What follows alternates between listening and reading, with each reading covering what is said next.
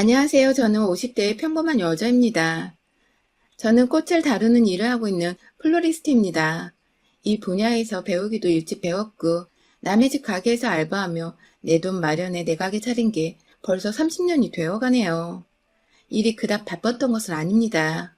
직업의 특성상 주 재료인 꽃을 사기 위해 새벽 일찍 시장을 주기적으로 나서는 것이 가장 일이라면 큰일이었고, 그 외엔 가게 안에서 꽃을 만들면서 나름 시간적인 여유를 늘 갖추며 살아왔어요. 제 가게를 사무실, 그리고 휴식의 공간으로 생각하고 찾아주는 주변 이웃이나 친구들 덕분에 꽤나 많은 사람들 간의 추억을 남긴 곳이기도 했습니다. 저는 딸들이 둘이 있어요. 제 나이가 50이 넘었다 보니 저희 애들도 벌써 대학 다 졸업하고 자기 밥벌이는 알아서 잘하는 직장인이 되었습니다.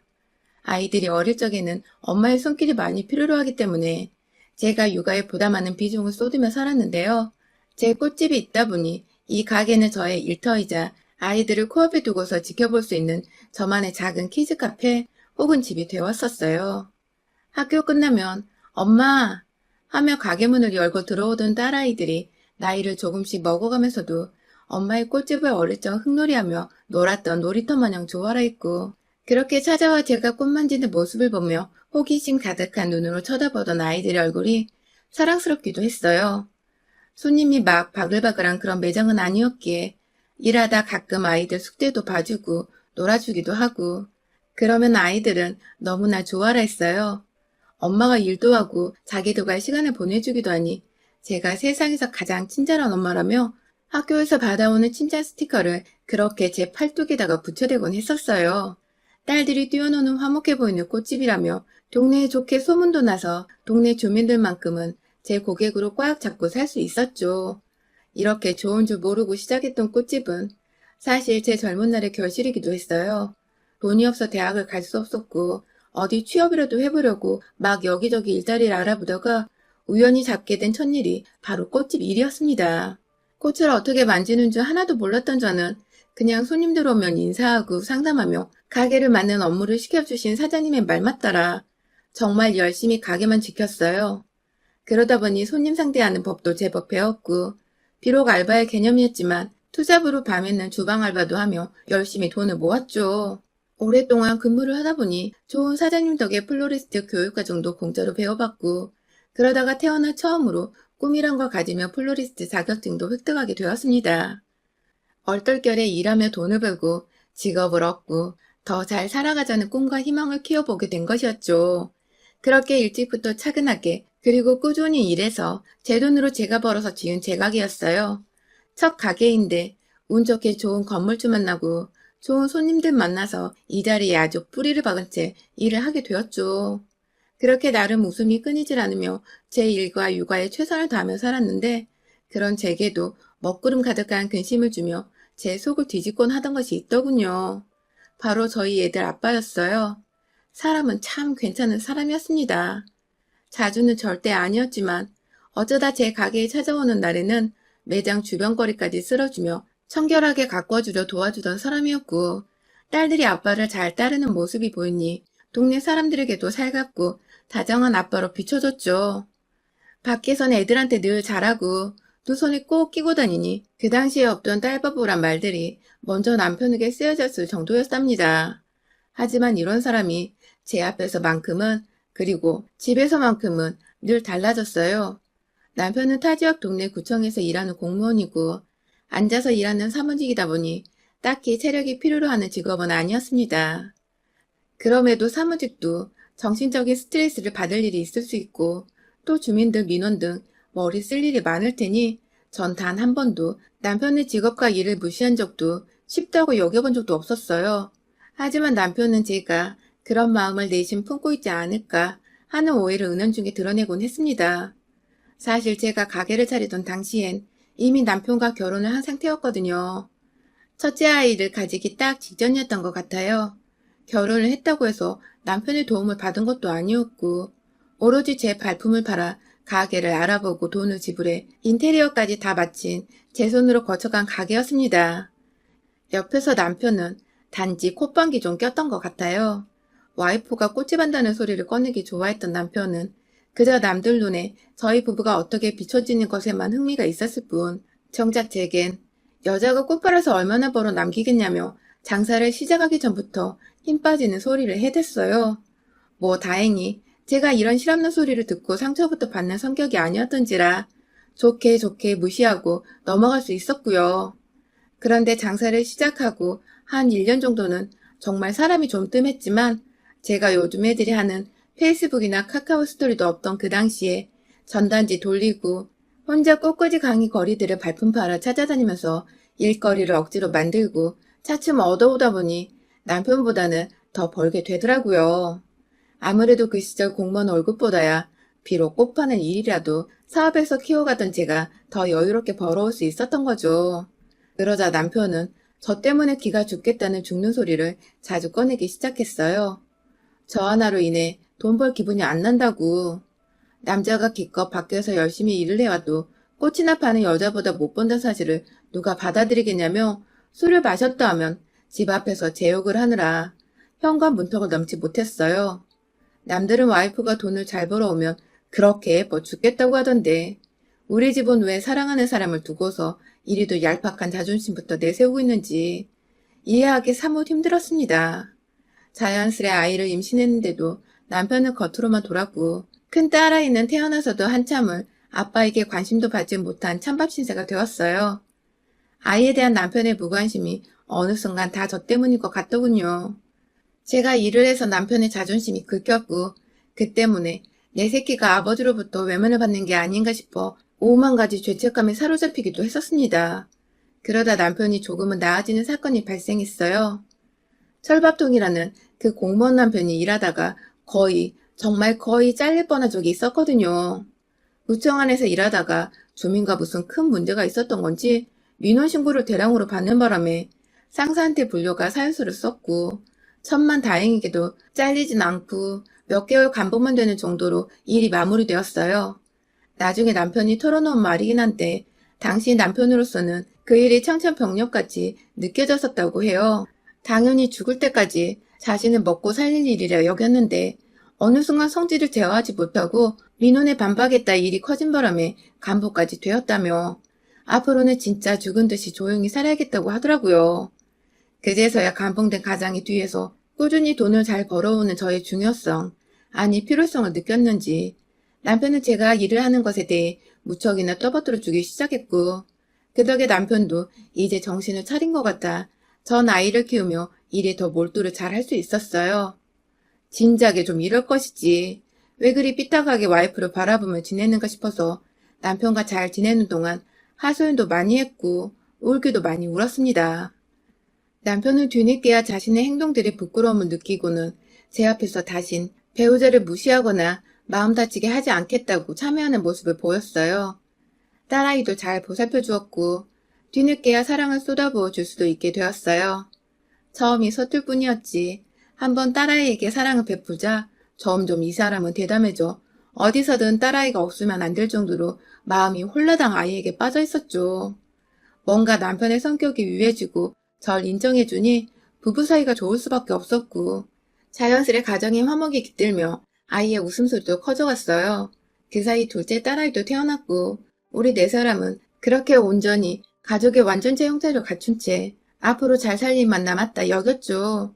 하지만 남편은 이내 다시 제 마음 깊숙이에서 살갗을 마구 도려내고 심정을 짓누르는 사람이 되었습니다. 무려 내일 모레 환갑을 앞둔 50대 갱년기 여자가 되어버린 지금까지도 무려 20년이 훌쩍 넘는 시간 동안 말이죠.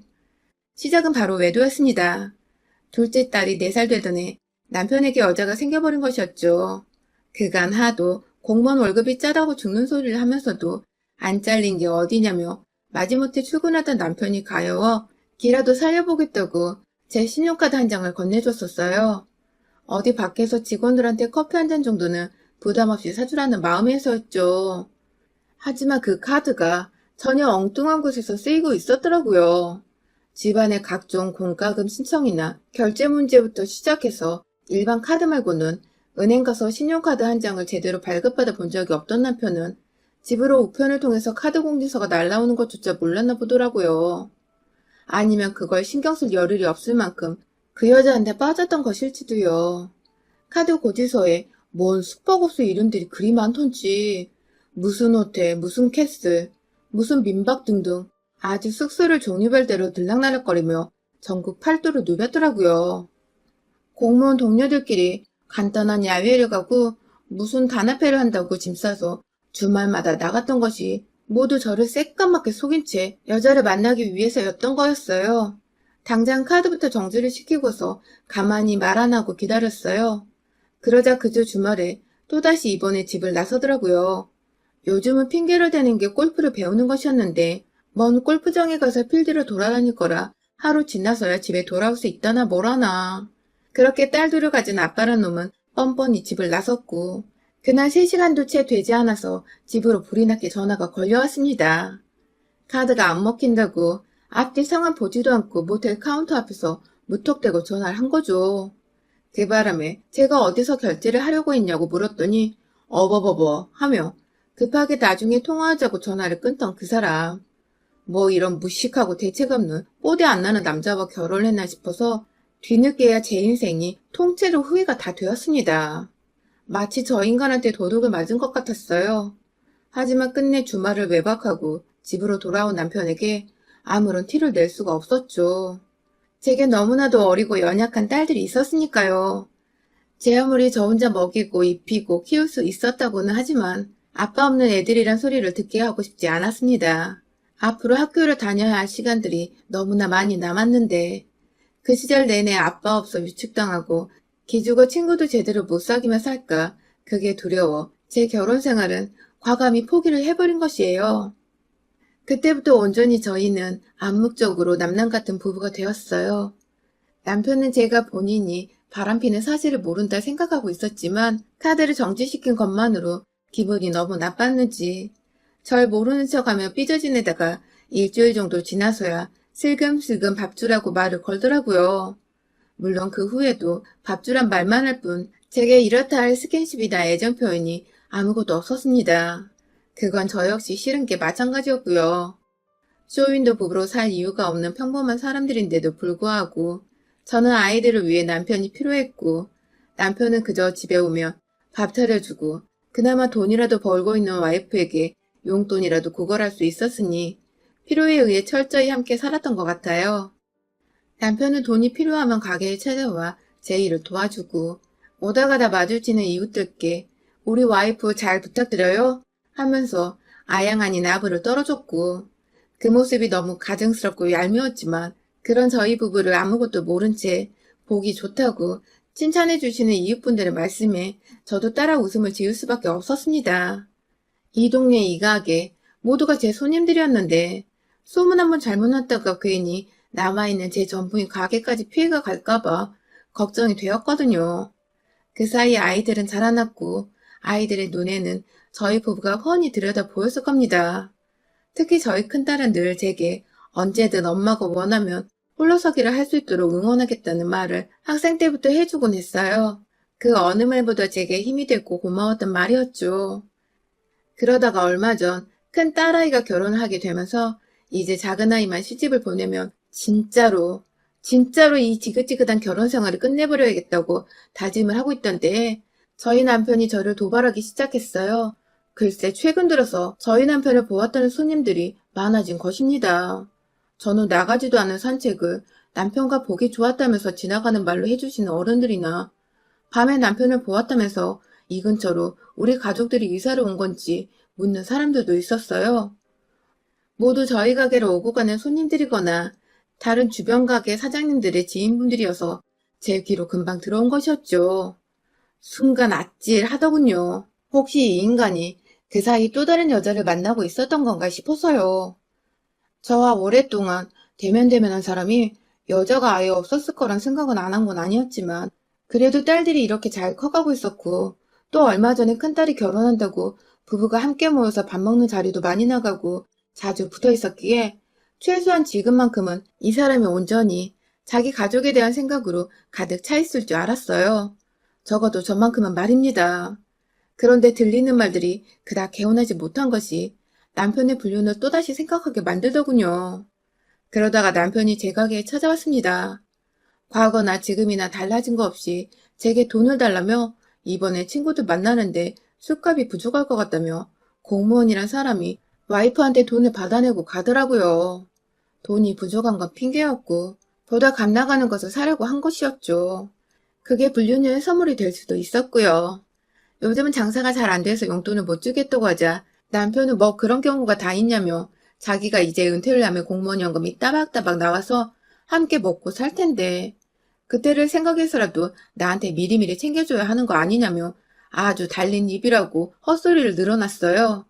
한참을 가게를 나가지 않고 서 있길래 옛다 하는 마음으로 10,000원 3장을 쥐어줬어요. 하는 꼴이 너무 우습고 또 최근 들려온 소문이 절 너무 열받고 수치스럽게 만들어서 티는 안 냈지만 제발 좀 나가라고 윽박을 질렀죠. 중얼거리만 나간 남편은 그날 하루 내내 전화도 없고 잠잠했습니다. 저는 가게 일을 마무리하고 퇴근을 하려는 도중 동네 가게 사장님들과 함께 우르르 몰려서 인근에 있는 마을의 단풍들을 구경하러 갔어요. 그렇게라도 누군가 제게 웃음을 주고 재미를 선사할 사람들을 만나며 기분을 풀어야 했습니다. 그래야만 내 인생이 덜 외롭고 덜 실패한 것이라고 생각을 할 수 있었거든요. 그렇게 사장님들과 예쁘고 알록달록한 막 빛깔이 만개한 듯한 단풍들을 구경하며 길다랗게 내려진 빌라촌의 큰 길목을 천천히 걷고 있었는데요. 한 여사장님이 갑자기 어? 어? 하는 거예요. 사람들이 졸지에 다 같이 사장님이 가리키는 방향으로 고개를 돌렸고 그 바람에 저도 뒤에서 대화를 하던 도중 그곳을 쳐다봤죠. 그리고 이내 고개를 떨굴 수밖에 없었습니다. 그곳에는 바로 저마저도 처음 보게 된 저희 남편의 세컨드가 남편을 바라보며 사랑해 주겠다는 표정으로 환히 웃으며 손을 꽉 잡고 걸어오고 있었어요. 저희 방향으로 말입니다. 대각선 방향이라 아직 저희 무리의 존재를 차마 확인하지 못한 남편은 끝끝내 제가 일하는 이 동네에서 불륜녀와 싸돌아다니며 제 얼굴에 먹칠을 했고 결국 제 눈에 띄고 만 것이죠. 사장님들은 일제히 저를 쳐다봤고 놀란 사람들 사이에서 전 심장이 아파오는 걸 느꼈어요.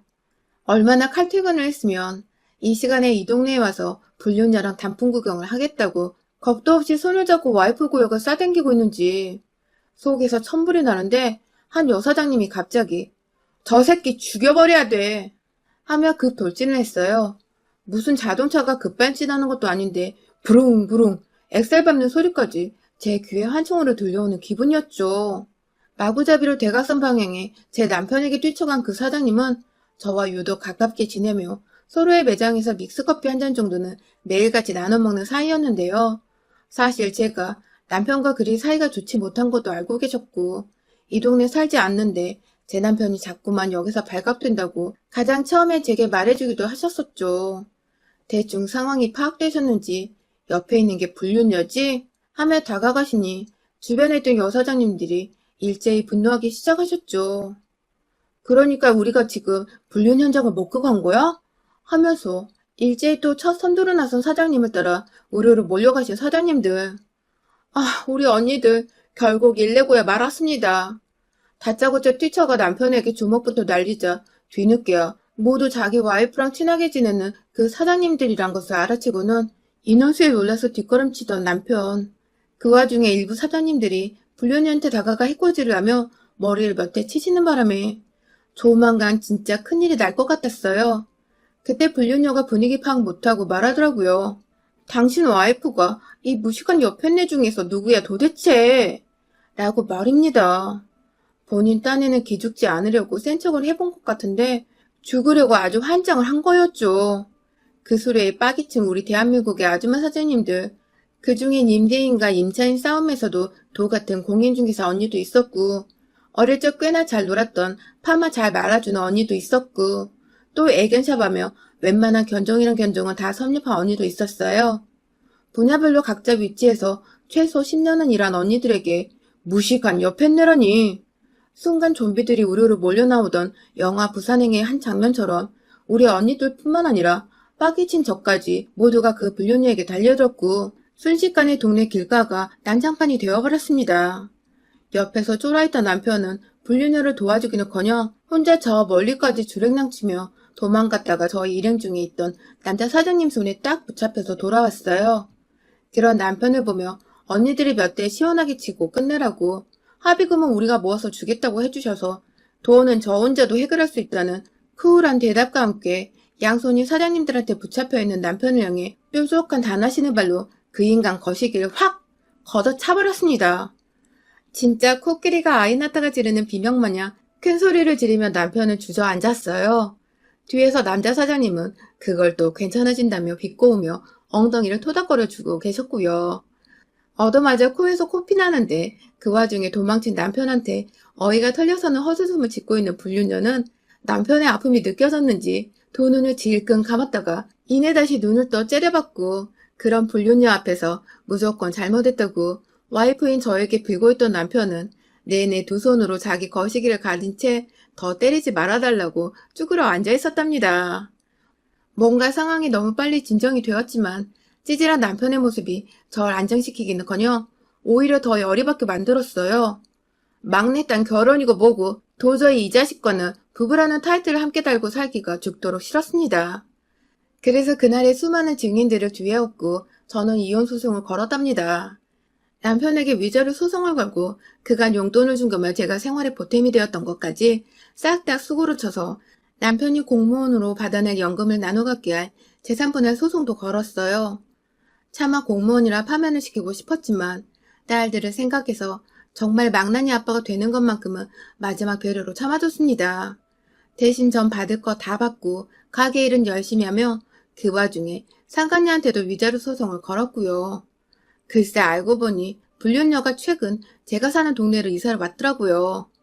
그 바람에 불륜녀 집에 들락날락 한다고 남편이 동네 사람들 눈에 자주 띄었던 것이었고요. 와이프가 활동하는 주 범이란 걸 알았으면 미리미리 조심을 했어야 하는데 얼마나 와이프 활기를 우습게 알았으면 대놓고 단풍 본다고 불륜녀 손을 잡고 활기를 쳤나 싶어 솔직히 이 인간 인생을 확 다 조져버리고 싶었답니다. 하지만 이미 월급은 월급대로 불륜녀한테 써버리고 믿을 건 연금밖에 없었던 우리 공무원 남편놈의 그 연금을 제가 가져오게 된 것만으로 전 뭐 할 건 다 해본 기분이네요. 여러분의 생각은 댓글로 남겨주세요.